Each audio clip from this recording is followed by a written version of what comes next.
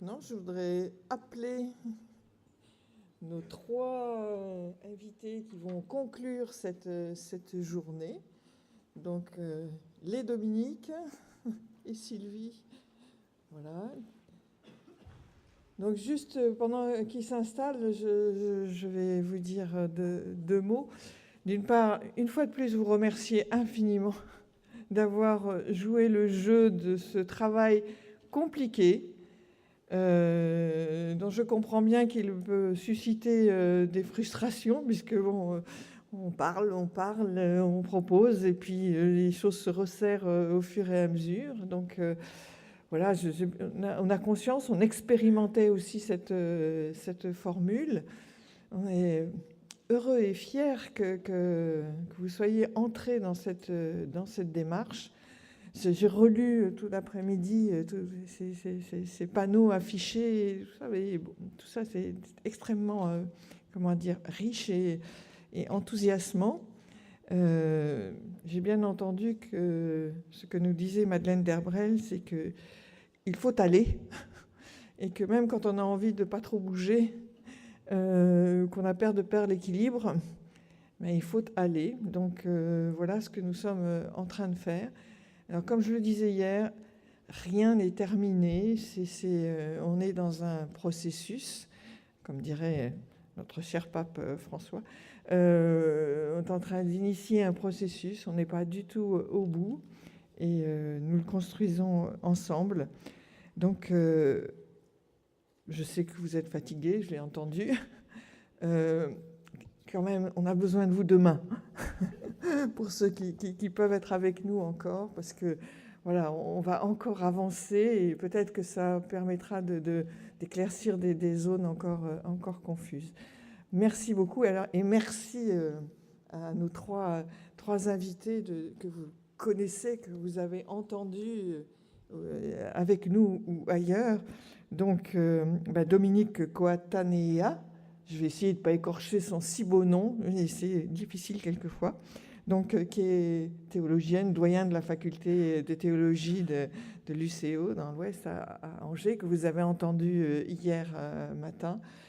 Sylvie, qui nous a fait l'honneur de sa présence aussi toute la journée. Sylvie Boukhari de Pontual, qui est présidente du CCFD Terre Solidaire.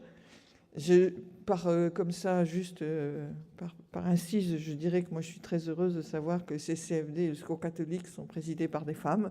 Je ne sais pas, c'est récent, mais c'est important. Et puis un autre Dominique Greiner, que vous avez entendu ce matin, qui est théologien aussi. Tous les trois enseignent dans une université catholique, donc ils sont à la fois acteurs et enseignants. Et ce que nous leur avons demandé, c'est un exercice un petit peu frustrant, parce que ça sera bref, mais c'est d'essayer de nous dire un peu ce qu'ils auront retenu avec leur regard plus extérieur de ce qui a été dit ces 2 jours et de ce qu'on est en train de vivre et peut-être des attentes qu'ils peuvent avoir. On en avait prévu qu'ils parlent 10 minutes chacun, mais comme ici, personne ne décide, tout se co-construit. Ils ont décidé de faire autrement et de dialoguer entre eux. Voilà. Donc, est-ce que vous voulez des chaises peut-être quand même? Oui.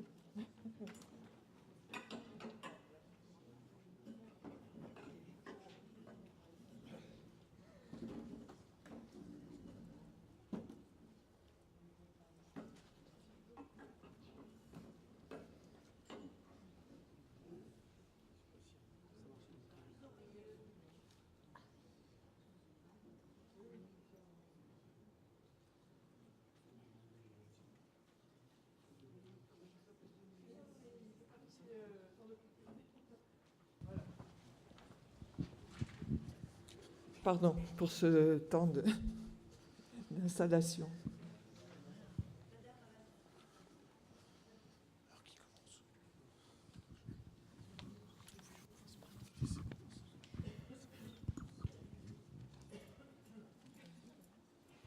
Vous mettiez Dominique.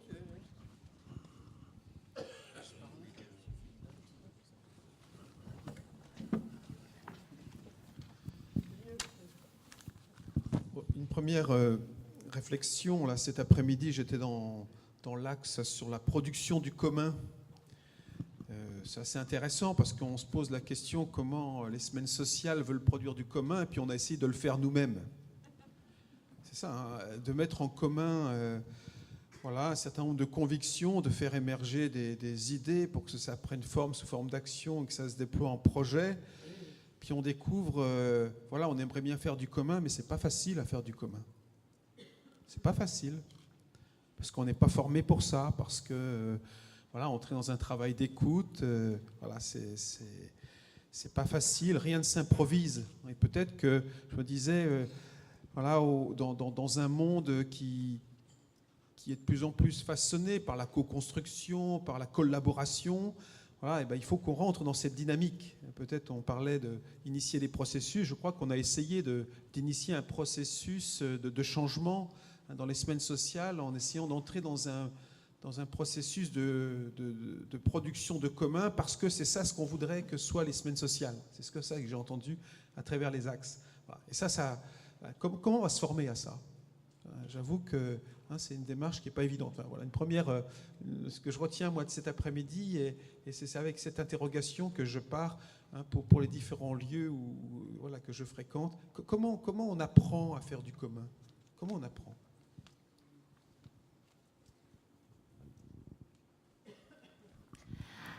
J'ai participé cet après-midi à l'axe 4 sur la question de la spiritualité.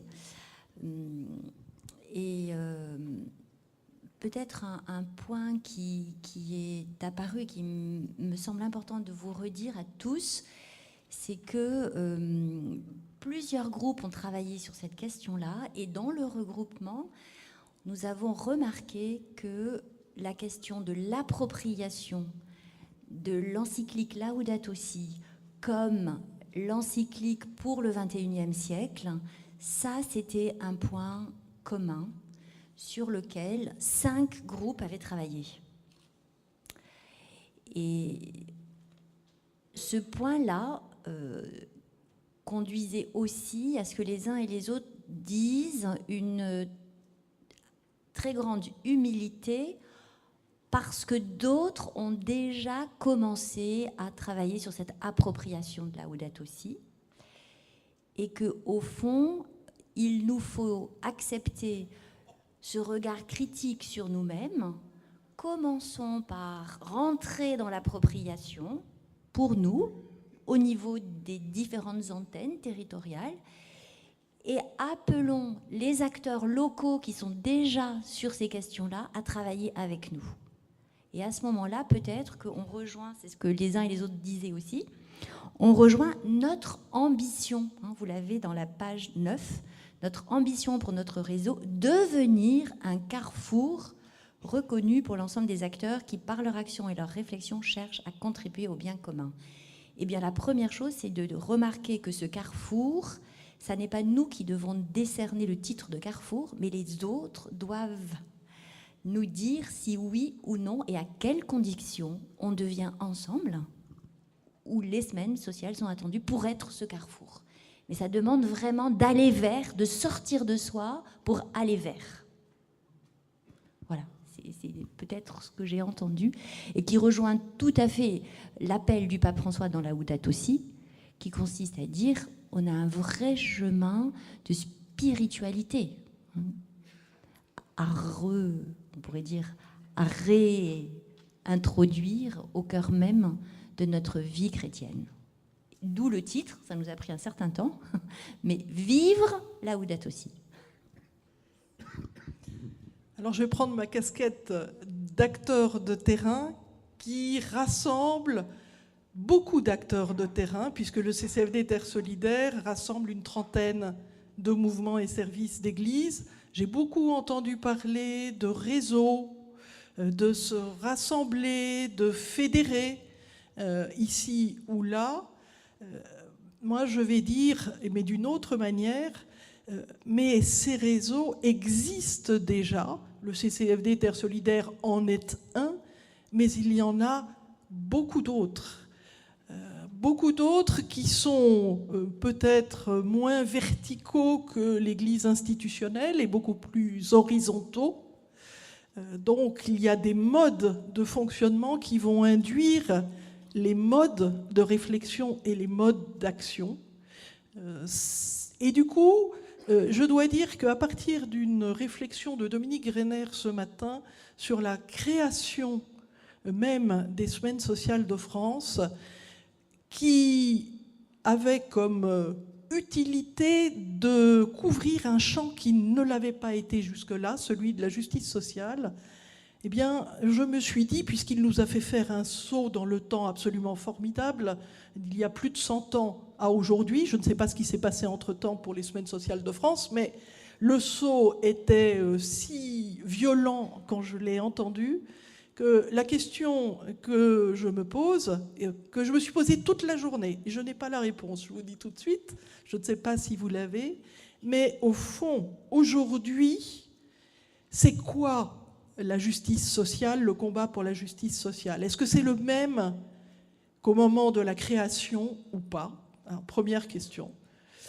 Et vous allez voir, il y a toute une série de questions. Deuxième question, est-ce que les semaines sociales de France... Je ne vais pas être politiquement correct, hein. Je vous le dis tout de suite. Est-ce que les semaines sociales de France sont le bon acteur pour répondre à ce défi? J'ai beaucoup entendu parler dans les ateliers, j'étais dans l'axe 1, pardon, j'ai oublié de le dire.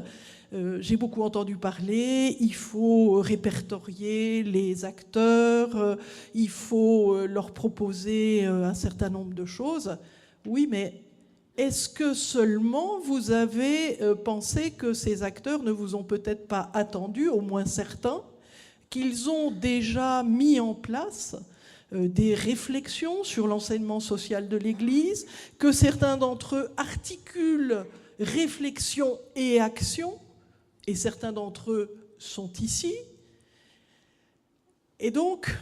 cette question-là, pour moi, elle est essentielle. Dominique venait de dire, eh bien, il faut aller à la rencontre. On nous a dit d'écouter, eh bien, il faut que nous écoutions aussi les autres. Ça, c'est une seconde question. Une autre question qui a surgi et que vous avez vous-même soulevée, c'est au fond tout ce que vous avez proposé, ce que j'ai entendu dans les ateliers. C'est magnifique, et de toute façon, il fallait laisser place à l'imagination, à la créativité. Mais tous ces projets ne peuvent vivre que si nous sommes ancrés dans les territoires. Êtes-vous ancrés dans les territoires? Et si vous ne l'êtes pas, comment le ferez-vous? Autrement dit, vous avez beaucoup parlé de créativité, d'audace, de courage, d'imagination. Et j'ai vu que vous n'en manquiez pas. Donc je ne vais pas vous poser la question, ni même celle de la spiritualité, puisque un certain nombre d'entre vous, et Dominique l'évoquait, ont fait des propositions. Mais en revanche, la question qui a surgi à partir de ces différentes questions, pour moi, c'est à partir de cette mise, ou plus exactement, dans quelle mesure la mission historique qui est la vôtre, de réflexion au fond sur la justice sociale et de proposer ou de contribuer à la construction de l'enseignement social de l'Église, dont je rappelle qu'il n'est pas figé dans le compendium, mais que nous sommes tous appelés à le co-construire. Dans quelle mesure cette réflexion que vous avez, ce travail que vous avez pour l'avenir, vous allez le formuler pour qu'il réponde aux défis de notre temps, qui ne sont pas forcément ceux de 1904. De quelle manière, parce que finalement, ça, je ne l'ai pas beaucoup entendu dans les échanges que vous avez eus, peut-être que hier, c'est apparu beaucoup plus, de quelle manière vous l'articulez aux défis de l'écologie intégrale, on a parlé de Laudato Si, de quelle manière, au fond, et ça me semble être le défi pour demain, les semaines sociales de France seraient au fond l'un des contributeurs, et non pas le contributeur, mais l'un des contributeurs à la construction de nouveaux paradigmes qui permettrait d'articuler cette justice sociale à l'écologie intégrale et au fond à enrichir la théologie de la relation que nous a ouvert le pape François avec Laudato Si. Pour moi, c'est une vraie question. Peut-être qu'on aura l'occasion, dans les échanges suivants, d'enrichir la suite de ces réflexions, mais c'est les questions que je voulais déjà partager avec vous. Moi, je vais rebondir sur les deux choses, sur l'expression de Dominique Cotanea, à sortir de soi pour aller vers. Puis je crois que ça rejoint aussi la question de la capacité des semaines sociales, non pas être le carrefour, comme si on se remet au centre finalement, ou un de ceux qui finalement... et ça faisait écho, c'est la phrase qu'on a entendue ce matin de Madeleine Delbrel. J'étais touché par ce texte sur la visite et la fausse visite. Voilà, des mots qui ne sont pas des mots, hein, qui sont des faux mots. Voilà, et peut-être que voilà, il y a une délicatesse pour se faire accueillir chez l'autre. Il y a une attitude fondamentale pour pouvoir faire entendre, voilà, oui, être accueilli. Enfin, il y a vraiment un geste profond. Voilà, si on veut vraiment construire un réseau et qu'il soit aussi un réseau sur des choses essentielles, comment on va se faire accueillir, comment on va accepter finalement d'entrer dans une relation profonde, hein, et qui touche à quelque chose d'essentiel et d'intime. Enfin, vraiment, j'ai été touché par ce texte et je me suis dit, tiens, ça nous dit quelque chose de la qualité d'un dialogue, d'un accueil. Voilà, et Sylvie le rappelait, hein, il y a des gens qui ne nous attendent pas. Comment nous pouvons accueillir ce que d'autres ont fait, et si nous ne commençons pas par accueillir, par comprendre voilà, les modes d'action, les modes de réflexion des uns et des autres, on viendra pas, on aura du mal à entrer dans un véritable dialogue, on aura du mal à entrer dans une véritable co-construction. Voilà, ce texte, j'ai dit, tiens, Madeleine Delbrel, ce matin, c'est cette belle expression autour de la visite, hein, dans le travail social, voilà, pour ne pas... voilà, parce qu'on touche à des choses profondes, on touche à l'intimité, on touche à la fragilité. On voyait bien le contraste entre la personne, voilà, dans l'espace public et dans la personne dans son intimité, voilà, dans sa fragilité. Nous aussi, on a quelque chose à inventer dans un type d'hospitalité à construire pour accueillir ce que d'autres ont fait, voilà, ce qu'ils sont en train de faire.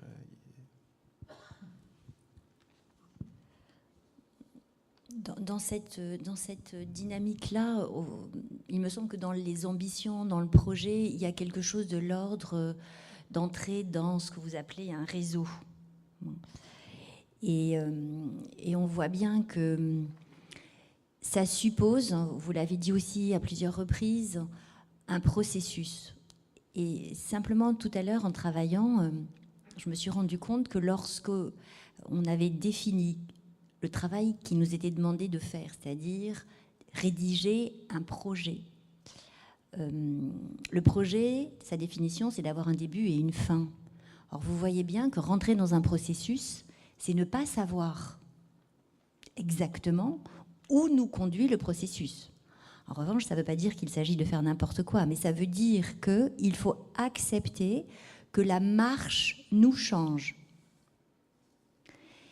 Et ça, c'est une attitude spirituelle très profonde, hein, qui tout à l'heure était celle de la danse. Moi aussi, j'ai été très touchée par le premier, mais aussi le deuxième. C'est-à-dire que danser avec Dieu, c'est accepter qu'il va conduire le bal. Et que nous allons être, d'une certaine manière, conduits là où nous ne serions pas allés tout seuls.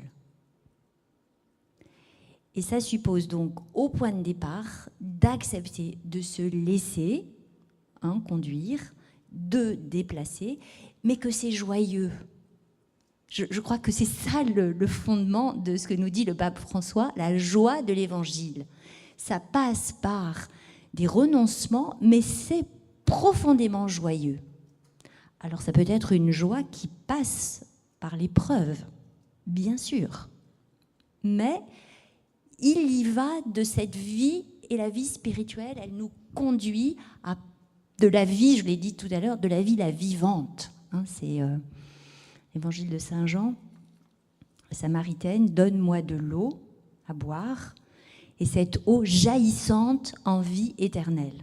Alors, l'enjeu, il me semble que vous le touchez du doigt quand vous percevez que renoncer pour quelque chose dont on ne voit pas complètement les contours, mais avec la certitude que l'appel de Dieu conduit à une joie profonde. Sans édulcorer, évidemment, ce qui est la vie, qui peut être le passage. Le Christ nous ouvre ce voie à travers la passion.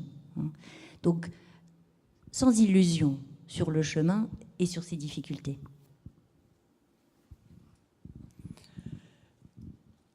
On a dit, et Dominique vient de le dire, Dominique Grener, on ne peut pas, les semaines sociales de France ne peuvent pas être un carrefour. Dominique Coatanéa, elle, nous dit, mais nous devons être un lieu de joie. Moi, j'ai envie de dire, un lieu qui aide à ouvrir les portes. Aujourd'hui, nous sommes dans une église et avec des communautés chrétiennes avec des portes étanches, où, par certains côtés, on est beaucoup entre soi, de part et d'autre, et il y a peu de passerelles de communication. Je ne sais pas si les semaines sociales de France peuvent être des passerelles, j'ai beaucoup entendu, des ponts, des passerelles, mais elles peuvent peut-être être celles qui ont la clé pour ouvrir les portes et pour essayer de rassembler ceux qui déjà ont développé une vraie réflexion, souvent d'ailleurs enracinée dans l'action ou articulée à l'action, parce que finalement nos forces sont limitées et qu'il me semble qu'il y a un vrai défi. Le mot n'a pas été prononcé, mais je vais le prononcer. Il peut être très pratico-pratique, c'est un peu mon rôle ce soir. Il y a, moi, à mon avis, une nécessité urgente de mutualisation. Les chrétiens, les jeunes en particulier, mais pas que les jeunes, les membres des mouvements, de beaucoup de nos mouvements, finalement, sont relativement fragiles dans la formation qu'ils ont eue, que ce soit la formation biblique ou la formation théologique, et notamment la formation dans l'enseignement social de l'Église. Et souvent, en tout cas moi je parle pour ceux que je connais, souvent ils n'iront pas jusqu'à faire la démarche d'aller frapper aux portes des centres de formation des facultés de théologie des universités catholiques. C'est loin, ça fait peur, intellectuellement ça semble inaccessible. Ça veut dire qu'il faut aller vers eux, se mettre à leur service pour incarner cet enseignement social de l'Église. Et ça, c'est le défi ou un des défis. Alors, certains mouvements le font. Nous avons été frappés en discutant entre nous par le fait qu'un certain nombre de mouvements, pas seulement des mouvements du christianisme social, mais des mouvements charismatiques, ont développé leur propre parcours de formation en enseignement social de l'Église, parcours qui n'est peut-être pas toujours très solide. Il y a là, me semble-t-il, un défi aussi pour les semaines sociales de France.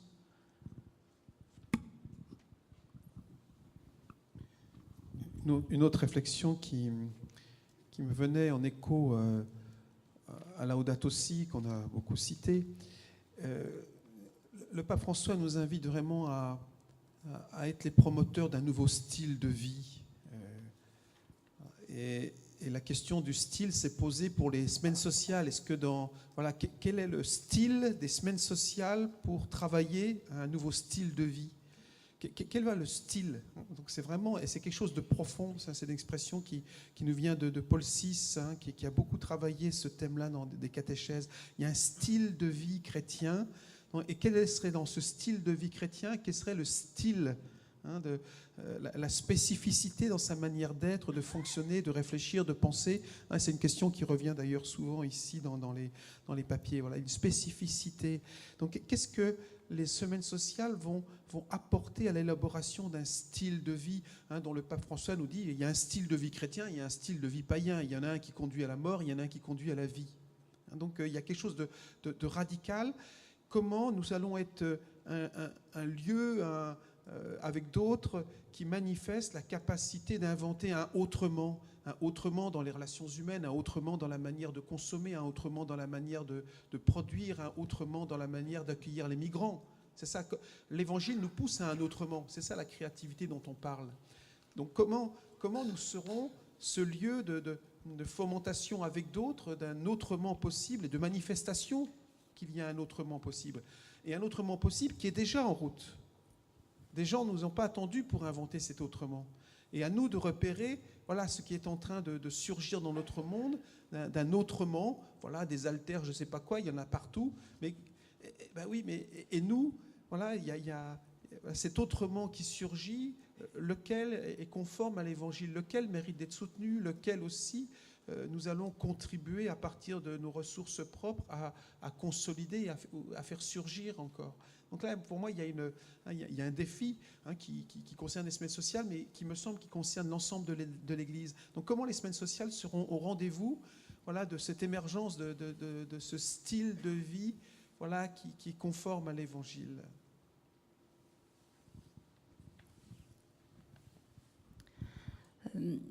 Peut-être vous dire aussi que le foisonnement, on voit bien que vous entrez, et nous sommes entrés avec vous dans une autre manière de penser ensemble, de co-construire. Dominique disait tout à l'heure, ça déstabilise un peu, mais c'est positif de se laisser déstabiliser. Et je vous disais hier, il me semble qu'un des points d'insistance du pape François dans Laudato Si, c'est vraiment cette capacité, et on l'a dit plusieurs fois, de regarder avec lucidité là où nous en sommes, et c'est le point où là les semaines sociales mettent ce focus, cette énergie collective à faire ça ensemble, aider bien sûr. Vous avez dit que ce rapport sur l'utilité sociale sur lequel vous avez travaillé pendant plusieurs mois est le socle que vous allez reprendre, retravailler, etc. Et cette dynamique-là, elle est absolument nécessaire. Donc c'est bon aussi que vous réentendiez que c'est vraiment par cet acte de courage collectif qui consiste à dire prenons les choses à bras-le-corps, osons regarder nos fragilités, nos forces aussi, mais nos fragilités, et osons aussi ce que le pape François appelle, qu'il dit être la chose la plus compliquée pour les communautés chrétiennes, c'est d'avoir une certaine autocritique, capacité d'autocritique. Et très souvent, nous dit-il, nous ne sommes pas toujours en capacité de conduire ce travail critique sur l'agir que nous avons conduit jusqu'à aujourd'hui. Et là, il y a une vraie fécondité de rentrer dans ce mouvement de relecture avec d'autres et d'ouverture aussi, on l'a dit plusieurs fois, parce que nous sommes de fait conduits ensemble vers des défis immenses, économiques, politiques, sociaux, et pour lesquels le travail, on pourrait dire, d'écoute précieuse de nos ressources évangéliques, sans ce travail-là, sans ce travail, on pourrait dire, de réappropriation, je disais presque tout simplement de réentendre, je crois en un Dieu créateur du ciel et de la terre, au cœur même du credo. Réentendre le cœur même de notre foi pour y puiser des ressources nouvelles. On l'a déjà entendu des milliers de fois et en même temps, il y a toujours quelque chose de neuf qui peut jaillir. Donc, il y a là, à mon sens, dans ce deuxième jour, ça pourrait être c'est la sensation que nous avions les uns et les autres en fin d'après-midi, nous nous sentions un peu fatigués, Dominique l'a dit aussi tout à l'heure. C'est tout à fait normal, mais en même temps, c'est une saine fatigue. Juste pour rebondir à ce que tu dis,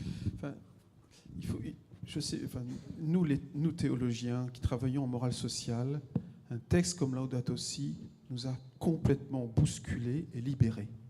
Donc, et on aimerait, il y a vraiment, pour nous, c'est une mine d'or ce texte-là. Et il devrait l'être aussi pour les communautés chrétiennes. Il faut qu'il le soit pour les semaines sociales.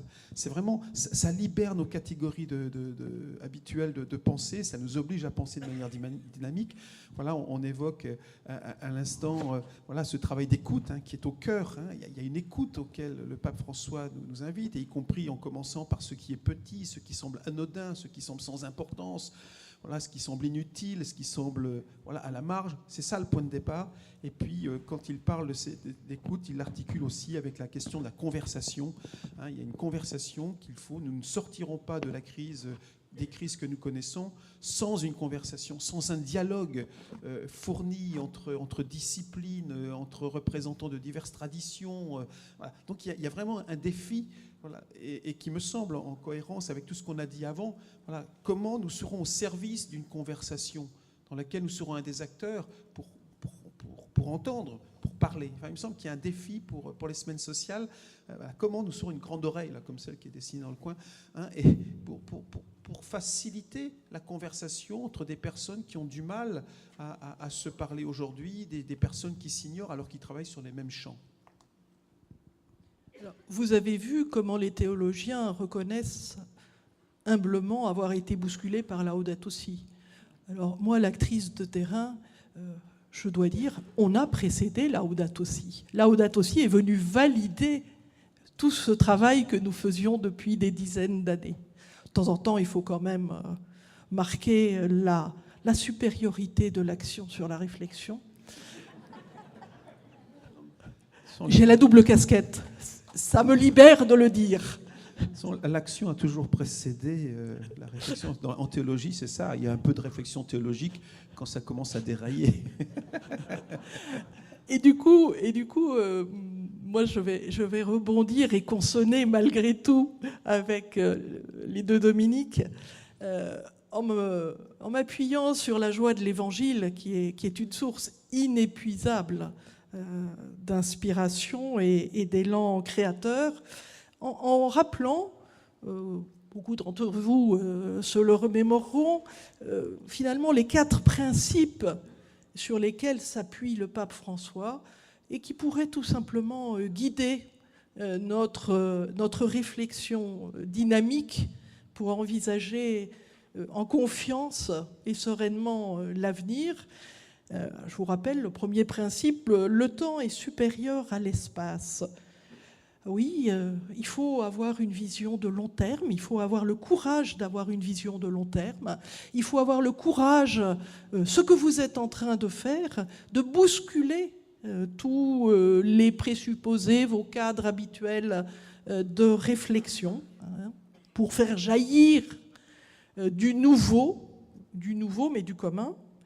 Deuxième principe, l'unité prévaut sur le conflit. Oui, la confrontation est positive, elle n'est pas que négative, elle est positive quand elle permet de déboucher dans le cadre de discussions, de dialogues pacifiques évidemment, sur ces communs que vous appelez de vos voeux. Et Dominique a rappelé tout à l'heure que le chemin de construction de ces communs est au moins aussi important, sinon plus important, en réalité, que l'objectif recherché. Troisième principe, la réalité est plus importante que l'idée. Alors, la réflexion qui est la vôtre depuis votre création sur l'enseignement social de l'Église, elle n'a de sens que si elle est ancrée dans l'action, que si elle est articulée dans l'action. Et ça, là encore, c'est fondamental pour la construction de l'avenir. Et quatrième principe, le tout est supérieur à la partie. Cela impose évidemment, et vous l'avez dit, nous l'avons redit ensemble, la nécessaire ouverture aux autres et au monde, malgré les difficultés à se mettre à l'écoute pour les rejoindre, et pour, quelque part aussi, accepter parfois nos incompréhensions devant ce qu'eux-mêmes partagent, pensent ou vivent. Il est bon, finalement, de se décentrer, il est bon d'être bousculé par les autres. Les autres détiennent une partie de la vérité, et du coup, la construction est, je dirais, s'impose cette construction avec les autres, ce qui n'est pas si facile dans le contexte actuel. On est très disposé dans les ateliers que j'entendais à aller proposer aux autres, mais est-on aussi disposé à accueillir et à recevoir ce qu'ils ont à nous donner? C'est une interrogation. Et là encore, le pape François nous donne quelques conseils dans la manière d'être. Il nous dit au fond qu'il y a peut-être 4 postures à avoir, après nous avoir rappelé ces 4 principes. Et certaines d'entre elles, vous les avez évoquées hier ou aujourd'hui, et d'autres pas. Alors je voulais les partager ou les rappeler parce que je trouve que ça peut être aussi un guide. Il dit d'abord qu'il est nécessaire d'être clair, la clarté. La clarté pour lui, c'est quoi? C'est au fond de pouvoir être compris par tous. Et on voit bien, c'était un des axes, celui de la communication. C'est pas seulement la communication qu'on envoie, mais c'est la manière dont elle va être reçue. Deuxième posture, la douceur, dit-il. Je ne l'ai pas entendu, ni hier ni aujourd'hui. Ça veut dire être soi-même un diffuseur de calme, de paix, de sérénité. Et la douceur, c'est quelque chose qui manque beaucoup dans ce monde, y compris dans nos communautés chrétiennes. Je ne suis pas sûre qu'on puisse dire que nous sommes doux. Ceci dit, le Christ nous a montré qu'il pouvait aussi être violent.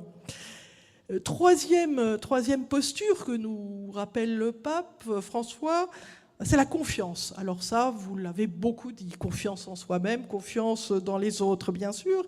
Et puis il y a une 4e posture qui est intéressante, parce que là non plus, elle n'a pas été évoquée. Alors je pense que nous, enseignants, on la connaît bien. C'est ce qu'il qualifie de prudence pédagogique. Alors pour lui, c'est tenir compte des sensibilités différentes, des manières de penser, de vivre, d'accueillir les réflexions des autres. Et donc c'est un peu à la lumière aussi de ces 4 postures que nous devons poursuivre au fond notre réflexion.